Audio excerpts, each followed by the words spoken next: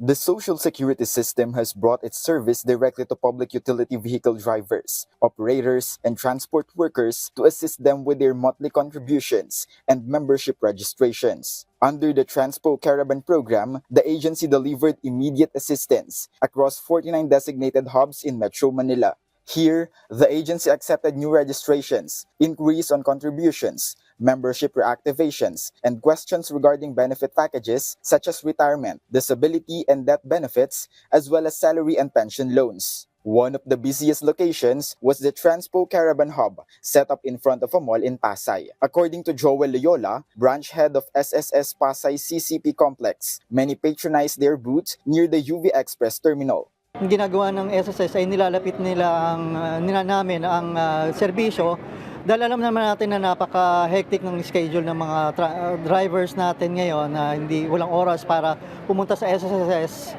branches. So kami nang bahalang lumapit sa kanila para tulungan sila para i-reactivate ng kanilang membership. He added that early preparation is essential for a safe and protected future. We also met UV Express driver Jonathan Encinas waiting in line. He said the caravan is a great help, especially for those who spend most of their day driving on the road. Actually, tulad ko po, example ako, natigil ako ng pag-uhulong ng SSS 2018 dahil nag-pandemic. Hindi ko na po naayos. Dumating kayo. Ngayon, na okay na po. Kaya nagpapasalamat po ako sa SSS. Fellow UV Express driver Jonathan Yalung also expressed his gratitude for the quick reactivation of his Social Security account. Matagal na rin po ako nahinto sa sa paghulog ng SSS. On a normal day po, saan po talaga kayo naguhulog? Dati sa company ko. Mula nung natigil ako sa trabaho sa company, hindi ko na naituloy, pero itutuloy ko pagkaano. They are just among the 40,000 transport workers the agency targets to assist in this one-day caravan. The Transpo Caravan was inaugurated in Barangka Drive, Mandaluyong City this morning.